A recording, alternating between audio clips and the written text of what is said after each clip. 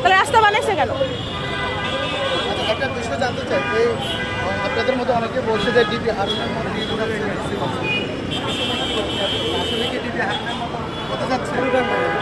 এটা হচ্ছে যে এটা ডিবি হারুন বা ডিসি মাসুদ এমন কোনো কথা না ভাই। প্রথমত যে সরকার যখন আসে তারা হচ্ছে পুলিশের হাতে একটা ক্ষমতা দিয়ে দেয়, এবং পুলিশ যখন এই ক্ষমতা পায় ওদের হচ্ছে স্টুডেন্টসদের মার দেওয়ার জন্য ওরা সামনে আসে। এটা হচ্ছে হারুন বলেন, মাসুদ বলেন, এই সিস্টেম চলতেই থাকে যতদিন না পর্যন্ত ওরা বুঝাইতে পারে যে আমরা ক্ষমতায় আছি এবং আমরা পাওয়ার প্র্যাকটিস করব।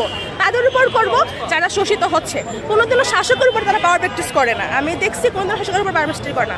মধ্যবিত্ত স্টুডেন্টস, নিম্নবিত্ত স্টুডেন্টস যারা হচ্ছে প্রশ্ন করতে পারে না তাদের উপর করে, আর প্রশ্ন করলে তো আরও মারতেছে। এটা দেখতেছি না, এটা তো একটা হিস্ট্রি। এখানে হারুন, মাসুদ বা নতুন যে আসবে সে সেমই থাকবে। এবং সরকার মাত্র দুদিন আগে গঠিত হয়েছে। এই দুদিন আগে গঠিত হওয়ার পরে এত বড় একটা স্ক্যান্ডাল যে হয়ে যাচ্ছে, এটা তো স্টান্টবাজি দেখায় এটা পার পাওয়া যাবে না। এই জিনিসটা হিস্ট্রিতেও হয়েছে, এবারও হয়েছে। স্টুডেন্টসদের উপর, সাধারণ মানুষদের উপর যখন প্রশ্ন আসবে তখন অবশ্যই মানুষ বা স্টুডেন্টস প্রতিবাদ করবে। আবার শিক্ষামন্ত্রীর একটা বক্তব্যের পরেই আসলে পুলিশ এই মোরাল পুলিশিংয়ে নেমেছে বলে অনেকে মনে করেন, আপনি তাই মনে করেন কিনা?